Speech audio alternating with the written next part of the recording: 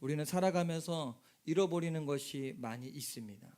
여러분 혹시 지난 주간에 뭐 잃어버린 거 없으십니까? 때로는 친구를 잃기도 합니다. 때로는 직장을 잃기도 합니다. 또 어느 때는 갑자기 건강을 잃기도 합니다. 그런데 우리가 경험하는 이 많은 이 손실 중에 가장 큰 손실은 뭐냐면 생명의 손실, 곧 죽음입니다. 재산은 잃었다가도 다시 찾을 수 있습니다.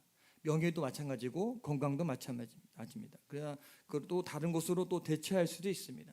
심지어 요즘에는 많이 발전돼서 팔다리가 잃어도 다시 의족이나 로봇을 통해서 다시 회복되기도 합니다. 그런데 죽음은 다릅니다. 죽음은 회복이나 대체가 불가능합니다.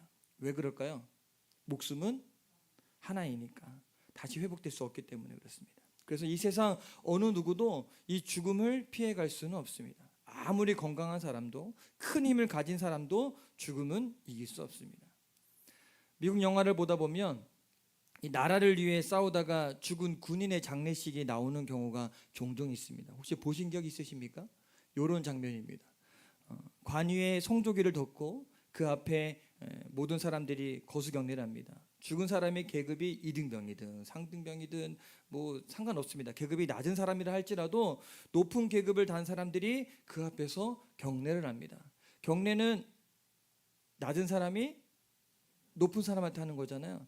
근데 이 관을 덮어 그 안에 계급이 낮은 사람이 죽어 있더라 하더라도 거기서 경례를 합니다. 죽음 앞에서는요, 계급의 높고 낮은 것은 아무런 문제거리가 되지 않습니다. 장례식에 리무진을 사용하는 이유도 죽은 사람에 대한 예의를 표시하기 때문에 그래요. 옛날 우리나라 장례도 이 상여를 냈잖아요. 이 상여가 뭘로 장식합니까? 꽃으로 아주 장식된 큰 가마입니다. 왕의 가마보다도 더 화려하고 더 많은 장식을 달았습니다. 왜 그럴까요? 인생에 있어서 가장 큰 손실, 죽음에 대한 예의를 그런 식으로 표현한 겁니다. 오늘 말씀을 보면 아브라함의 아내 사라가 죽었습니다. 1절 2절 함께 같이 읽어볼까요? 시작. 사라가 127세를 살았으니 이것이 곧 사라가 누린 횟수라. 사라가 가나안 땅 헤브론 곧 기럇 아르바에서 죽음에 아브라함이 들어가서 사라를 위하여 슬퍼하며 애통하다가. 자, 오늘 말씀에 사라가 그의 나이 몇 살에 죽었다고 했습니까? 127세에 헤브론 땅에서 죽음을 맞이했습니다. 그런데 여기에서 우리가 가장 먼저 주목해야 될 것은요, 아브라함이 사라를 위해 슬퍼하며 애통했다는 겁니다. 자, 아브라함은 그러면 가족을 지금 처음 잃었을까요? 아브라함은요, 갈대아 우르에서 자신의 형 하란을 잃었습니다. 이후에 하란에서 아버지 데라와도 사별했습니다.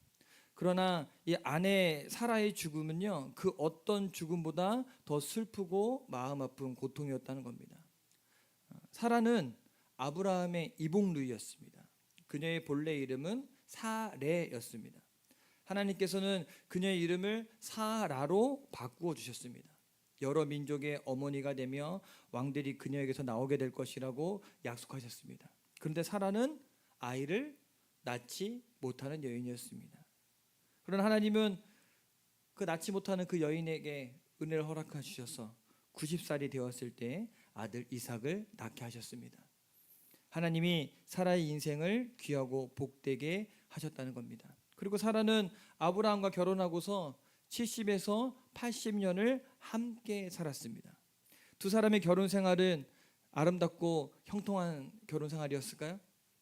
우리 몇 주간의 이 말씀을 통해서 기억하시죠? 아브라함이 실수도 하고 자기 아내를 자기 누이라고 얘기하면서 왕에게 뺏기기도 하고, 그들 역시 우리와 마찬가지로 실수도 하고 갈등도 했고 때로는 믿음 없는 선택도 했습니다. 그러나 그 모든 세월을 지나며 두 사람은 하나님의 약속을 함께 붙들고 걸어왔습니다. 아브라함이 위대한 믿음의 조상이 된 것은 어쩌면 이 사라의 믿음 있는 내조 때문일 수도 있습니다. 왜 그러냐면 베드로 3장 6절에 보면 이런 말씀이 나오고 한번 같이 읽어볼까요? 시작. 사라가 아브라함을 주라 칭하여 순종한 것 같이. 뭐라고 그럽니까? 사라가 남편을 주라 부르고 그를 섬겼다라고 이야기합니다. 저도 결혼 생활을 하고 있고 결혼 생활 다 해보신 분은 알겠지만 부부가 한 마음이 되지 않고 뭔가 남편이 하는 일마다 아내가 사사건건 맞고 그러면 가정이 형통할까요? 안 될까요? 안 됩니다. 근데 사라는 이 아브라함을 주라 칭하고 순종했다는 거예요. 아브라함이 가자 하면 가고 하나님이 이렇게 말씀하셨대 그러면 거기 순종하고 이렇게 했다는 거예요. 여러분이 사라라면 아브라함이 이삭을 모리아산에 데리고 갔다 왔을 때 그 이야기를 사라한테 이야기했을 때 여러분이 사라라면 아브라함을 어떻게 대하실래요? 네? 잘했어요 여보, 당신 믿음 대단해, 칭찬하실래요? 아니면 이 생떼 같은 내 자식을 갖다가 의논 한번 하지 않고 어떻게 그렇게 할 수 있냐라고 뭐라 하실래요? 네? 성경에 보면 나오진 않아요. 그러나 사라는 그런 마음이 있다 할지라도 아마 참고 남편을 존중해 준 것 같습니다. 이렇게 자신을 소중히 여겨주었던 아내와 함께 긴 시간의 인생을 함께 했다는 것은 어떻게 보면 아브라함에게는 큰 복이었습니다. 그렇기 때문에 사라의 죽음이 아브라함에겐 더 큰 슬픔이었고 아픔이었을 것입니다. 그런데 오늘 말씀에 보면 사라가 죽었을 때 아브라함은 사라를 장사 지낼 무덤이 없다는 것을 알 수 있습니다. 준비해 놓지 않았어요. 왜 아브라함은 사라를 장사 지낼 무덤을 준비하고 있지 않았을까? 돈이 없어서? 당시 아브라함은요 거부였습니다. 창세기 13장 14장에 보면 아브라함에게는 가축과 은과 금이 풍부했고 자기 집에 길리고 훈련된 가병이 318명이 있었습니다. 318명을 삼시세끼 먹이고 입히려면 그만한 돈이 필요하지 않겠습니까? 큰 부자였어요. 그럼에도 불구하고 아브라함은 그 가나안 땅에 자기 이름으로 된 집 한 채도 없었고 자기 자신을 위한 땅 한 평도 사지 않았습니다. 왜 아브라함은 그때까지 그 지역의 땅을 구입하지 않았을까? 우리 3절 4절 함께 읽어볼까요? 시작. 그 시신 앞에서 일어나 나아가서 새 족속에게 말하여 이르되 나는 당신들 중에 나그네요 거류하는 자이니 당신들 중에서 내가 매장할 땅 소유지를 주어 내가 나의 죽은 자를 내 앞에서 내어다가 장사하게 하시오. 여기에 보니까 아브라함은 당시 함께 살았던 헷족 속의 사람들에게 뭐라고 이야기하냐면 나는 당신들 중에 나그네요 거류하는 자이니 라고 고백하고 있습니다. 자, 여기서 우리가 주목해야 될 단어가 있는데 그게 뭐냐면 나그네요 거류하는 자. 따라해 볼까요? 나그네요 거류하는 자. 이 단어는요 아브라함이 자신의 인생을 어떻게 인식하고 있었는지를 잘 나타내고 있습니다. 여러분이 새로운 곳으로 이사합니다. 이사하면 이사했을 때 주변 이웃들에게 여러분을 뭐라고 소개합니까? 저 여기 살려고 이사 왔어요. 저 인천 살다가 파주로 이사 왔어요. 저 서울 살다가 파주로 이사 왔어요. 이제 여기 살려고요. 뭐 얼마 살지 모르겠지만 살려고요 라고 이야기합니다. 저 잠깐 왔다 갈 거예요. 어차피 저는 1년밖에 안 사니까 저는 나그네입니다. 거류자입니다 라고 이야기하지 않습니다. 근데 아브라함은 거기서 자기를 나그네 외국인으로 그렇게 이야기합니다. 그는 그 땅에 머무르고 있었지만 그 땅에 속한 자가 아니라는 거예요. 늘 여러 지역을 옮기면서 살았던 유목민이었던 그가 그 땅이 자신의 영원한 땅이 아니라고 본 것입니다. 그렇기 때문에 돈은 있었지만 그곳에 집을 짓지 않았고 땅도 사지 않았던 것입니다. 우리는 아브라함의 이 고백이 얼마나 위대한 고백인지를 알 수 있는데 이게 창세기엔 나오지 않지만 히브리서 11장에 이런 말씀입니다. 우리 11장 13절 14절 함께 읽어봅시다. 시작. 이 사람들은 다 믿음을 따라 죽었으며 약속을 받지 못하였으되 그것들을 멀리서 보고 환영하며 또 땅에서는 외국인과 나그네임을 증언하였으니 그들이 이같이 말하는 것은 자기들이 본향 찾는 자임을 나타냄이라. 자, 무슨 말일까요? 아브라함은 자신을 나그네로 인식하고 있었기 때문에 이 세상의 것들을 소유하고 이 땅에서 무언가를 남기려고 하지 않았다는 겁니다. 자기가 가야 할 곳이 있다고 생각을 한 거예요.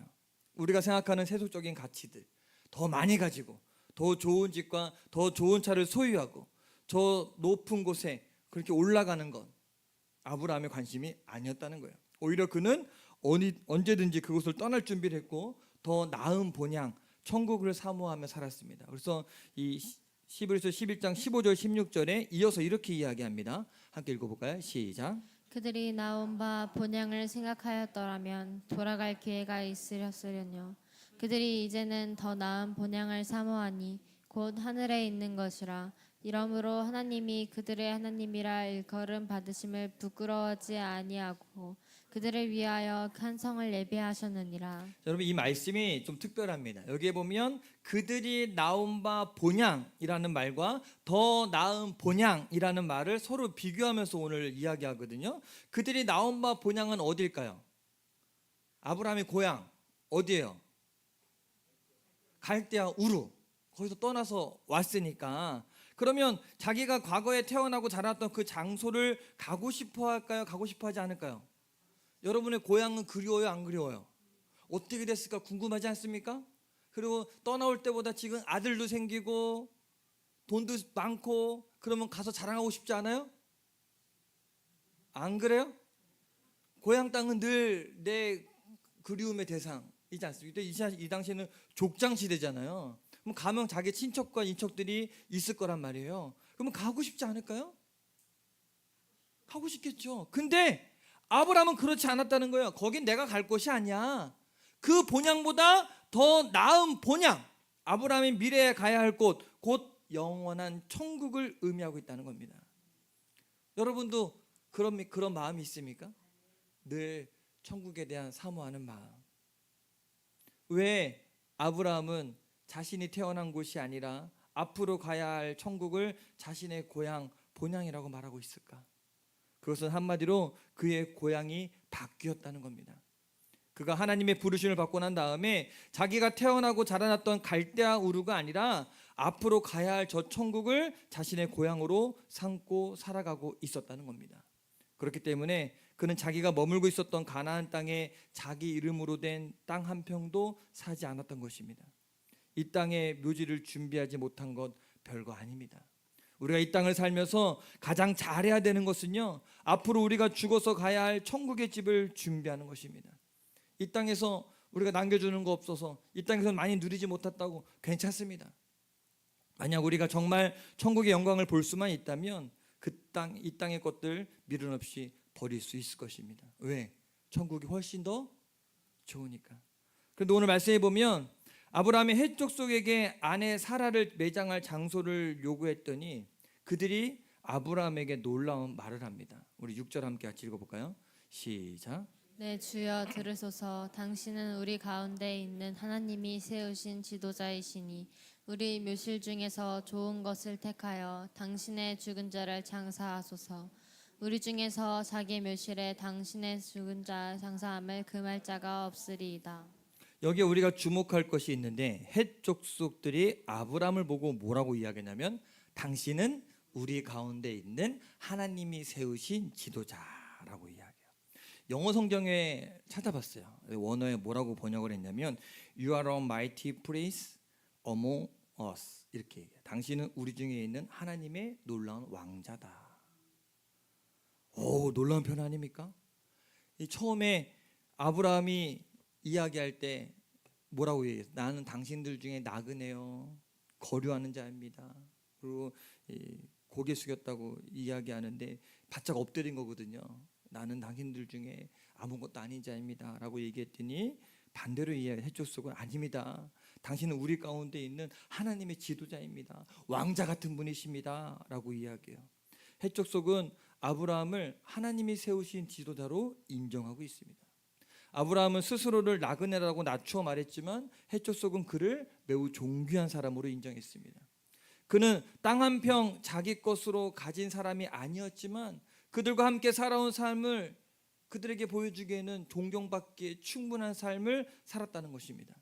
오늘 저와 여러분들이 이런 삶을 살았으면 좋겠어요.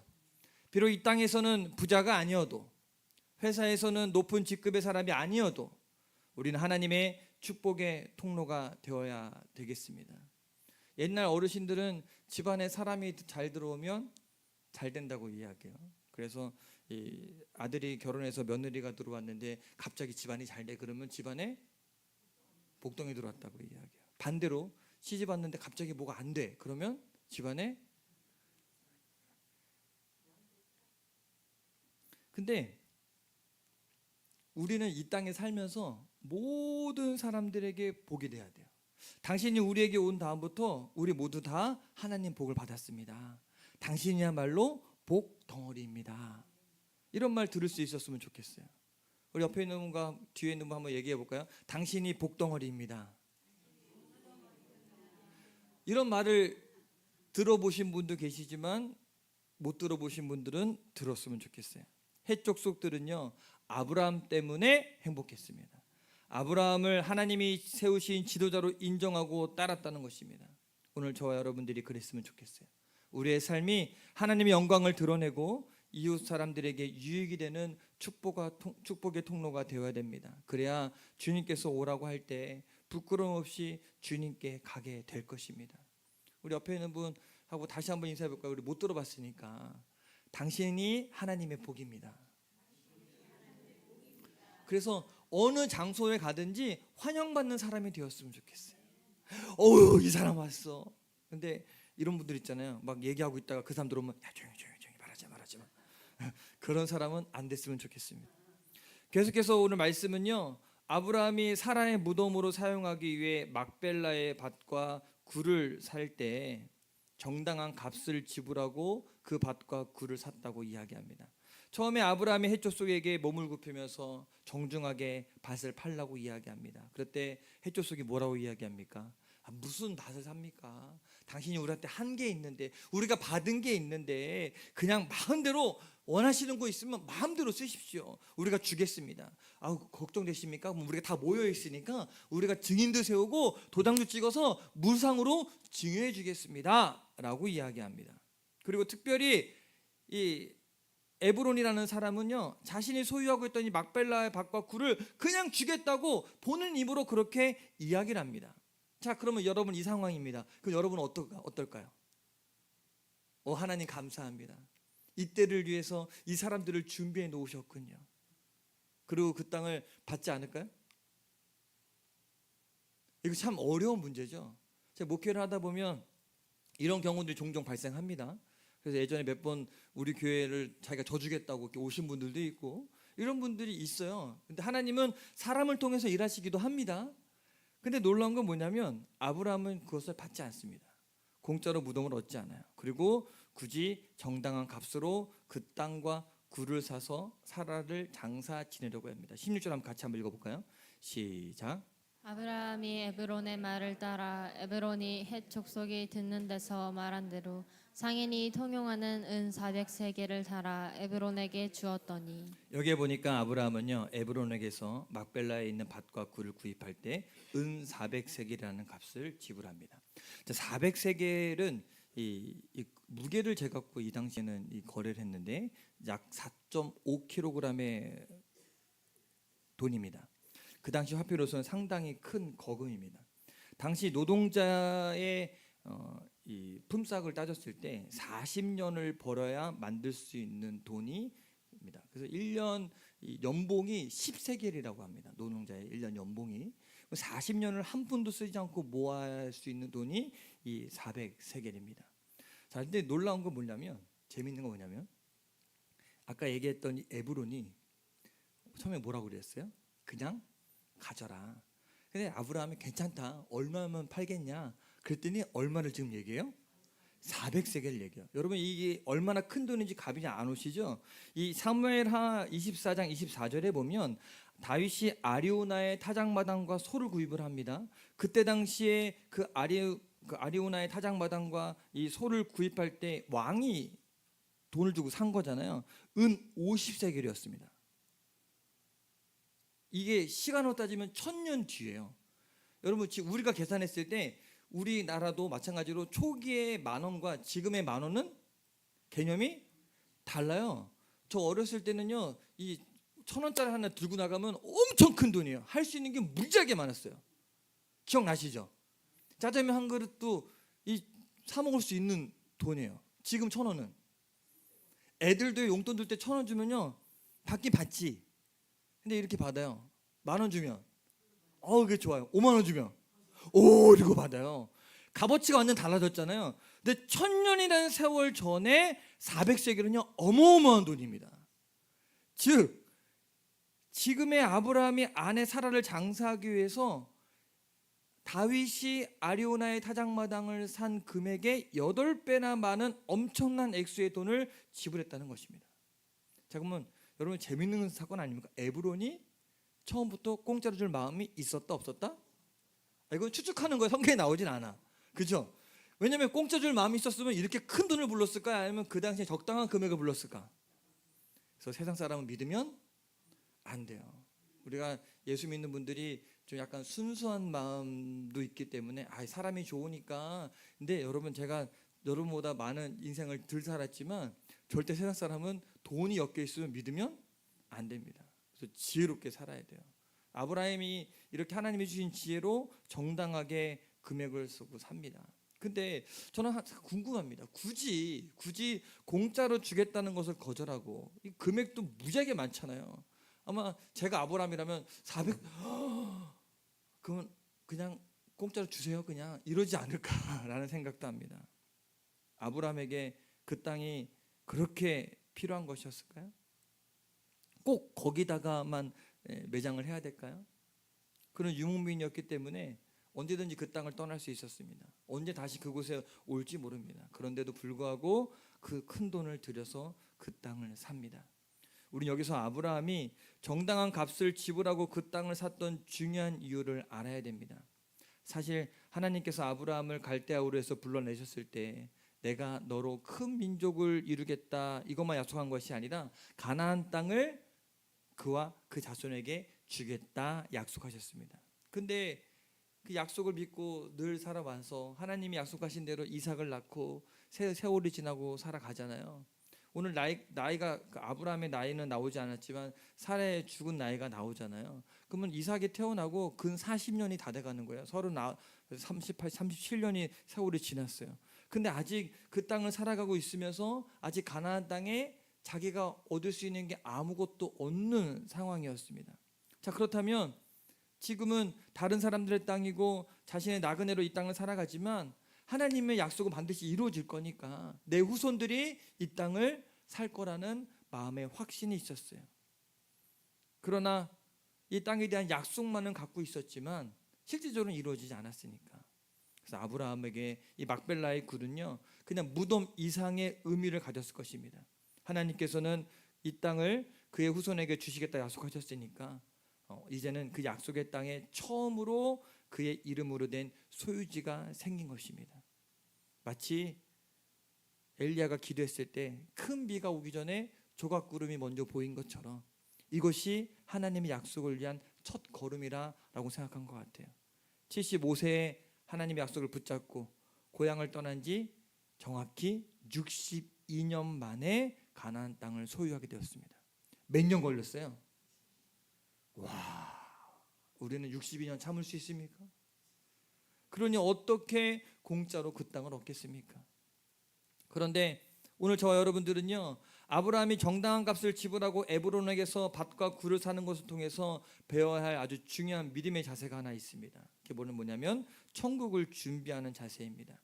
아브라함은요, 분명 공짜로 사라를 장사 지낼 굴을 받을 수 있었지만 그렇게 하지 않았어요. 정당한 값을 지불하고 정당한 절차를 거쳐서 그 땅을 삽니다. 저는 아브라함의 이 정정당당함이 너무나 보기 좋습니다. 우리 사람은 돈에 얽매이거나 이 돈에 이렇게 관련된 거 있으면 이 정정당당함에서 발을 뺍니다. 정치인들이나 세상 사람들이 부패하는 이유가 바로 이 돈이 묵혀 있는 거거든요. 근데 우리는 이 아브라함의 모습을 좀 잘 본받았으면 좋겠어요. 이 부분만큼은 천국을 준비하는 성도들의 삶이 바로 이런 삶이었으면 좋겠어요. 언제 어디서든 정정당당하게. 분명히 우리 하나님의 은혜로 구원받았습니다. 우리의 노력이나 행위가 아니라 그저 주실 은혜로 구원받았습니다. 그렇다면 여러분, 아무 가치 없는 것을 공짜로 받았다고 생각하면 안 되는 것입니다. 여러분의 구원 공짜입니까? 값어치가 지불되었습니까? 우리는 그저 받았지만 공짜가 아니에요. 하나님은 우리를 구원하기 위해 엄청난 대가를 지불하셨어요. 당신의 아들 예수님을 우리 대신 십자가에서 죽게 하셨습니다. 아들 예수의 생명을 우리를 위해 내어주신 것입니다. 하나님이 우리에게 베풀어 주신 구원의 은혜는 결코 가치 없는 것이 아니라는 겁니다. 하나님 아버지의 어마어마한 희생으로 우리에게 주어진 것이 구원이고 은혜입니다. 우리가 천국을 얻기 위해 어떤 값을 지불해야 한다는 말은 아니에요. 이미 값이 지불되었기 때문에. 구원은 우리의 행위로 얻어진 것이 아니라 하나님께서 값없이 주시는 은혜입니다. 그러나 우리가 값없이 받았다고 해서 그 은혜까지 값싼 것은 아닙니다. 우리는 거저 받았지만 하나님은 가장 귀한 대가를 지불하셨습니다. 그러므로 우리는 내가 받은 구원이 얼마나 값비싼 은혜인지를 알아야 합니다. 그래야 그 은혜에 감사하며 그 은혜에 합당한 삶을 살아갈 수 있습니다. 이 보네포라는 유명한 신학자가 이런 말을 했어요. 오늘날 많은 그리스도인들이 값싼 은혜만을 구한다. 그리고 안타까워합니다. 자신은 주님을 따르려고 하지 않고 거저 주시는 은혜만을 구한다는 것입니다. 어떤 분은 이렇게 얘기하는 분도 있어요. 에이, 그냥 죽어서 천국만 가면 될 거 아니야. 또 어떤 분들은 젊어서는 세상의 온갖 재미 이 땅에서 돈만 벌고 자기만을 위해 살다가 나중에 나이 들어 일도 할 수 없을 때 그때 열심히 교회 다니면 되지 라고 생각하는 분도 있을 수 있습니다. 그런데 이거는요, 제가 보면 너무 계산적인 신앙입니다. 그럴 수 없습니다. 정말 나를 구원하기 위해 예수님이 십자가에서 죽었는데 어떻게 우리가 그런 예수님의 죽음을 가치 없게 할 수 있겠습니까? 그러므로 구원받은 우리는요, 죄와 싸우고 거룩하고 정결한 삶을 살아야 합니다. 저는 30대 초반에 송천교회 왔습니다. 그리고 이제는 50을 바라봅니다. 30, 40대를 경기도 파주시 송천동에서 보냈습니다. 제가 송천동에 살 사람으로 보입니까? 저 처음에 여기 왔을 때 도시에 살 사람이 여기에 있냐고. 교회 방문하는 모든 사람들이 지나가다가 들린 사람들, 어유 젊은 목사님이 계시네요. 어디 여기 계세요? 몇 년이나 계셨어요? 근데 제가 이곳에서 여러분에게 복음을 증거하고 함께 교회를 세워나가고 있었던 이유는 단 하나입니다. 저 잘 먹고 잘 살려고? 한 번도 전 그렇게 생각해 본 적이 없습니다. 오직 딱 하나예요. 내가 주님께 받은 은혜, 그 사랑을 내가 보답하기 위해 저는 목사가 됐고 그 삶을 살아가고 있는 거예요. 한 번도 후회해 본 적 없고 한 번도 그거에 대해서 내 선택에 대해서 이게 잘못됐다고 생각해 본 적 없습니다. 왜 그런 마음을 가질 수 있을까요? 우리는 천국을 소유하고 살아가는 사람들이니까. 이 땅의 삶은 잠시 잠깐입니다. 30, 40대 좋은 곳에 가서 놀고 마음껏 지낼 수 있죠. 그러나 그걸 포기하고 살 수 있었던 것은 하나님의 은혜에 감사하기 때문에 그래요. 여러분, 우리에게 힘이 있을 때 하나님 나라를 위해 삶을 드리고 헌신해야 됩니다. 그래야 나중에 하나님 앞에 섰을 때 우리가 부끄럽지 않지 않을까요? 은혜는 거저 주셨지만 그 거저 주신 은혜 결국 값싼 은혜 아닙니다. 어떤 것도 바꿀 수 없는 십자가의 보혈의 능력이 있는 것이 은혜입니다. 예수님의 핏값으로 산 것이 저와 여러분입니다.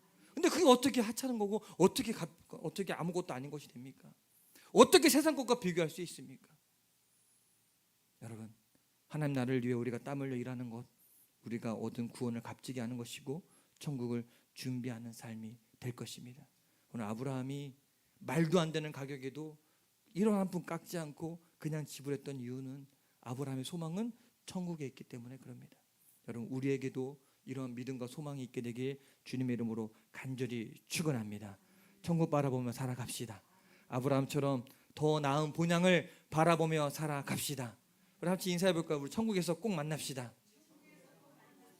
저는 이런 소망이 있습니다. 천국에서 우리가 서로가 서로를 알아볼지 못 알아볼지 잘 모르겠어요. 안 가봐서 하지. 그러나 천국에서 다시 재회했을 때 어떤 모습일까? 이병현 권사님은 눈이 맑아져서 이쁜 모습으로 함께 보지 않을까? 목사님 저 여기 있어요 라고 손을 들지 않을까? 그런 만남들이 우리 가운데 있었으면 좋겠어요. 한 사람도 낙오하지 않았으면 좋겠습니다. 이 땅의 것에 유혹에 넘어가지 않았으면 좋겠습니다. 세상 것이 아무리 크게 보이더라도 결코 하나님보다 크지 않습니다. 주저하지 않고 이런 믿음과 소망을 갖고 더 나은 본향을 향해 나아가는 저 여러분 되기를 간절히 축원합니다.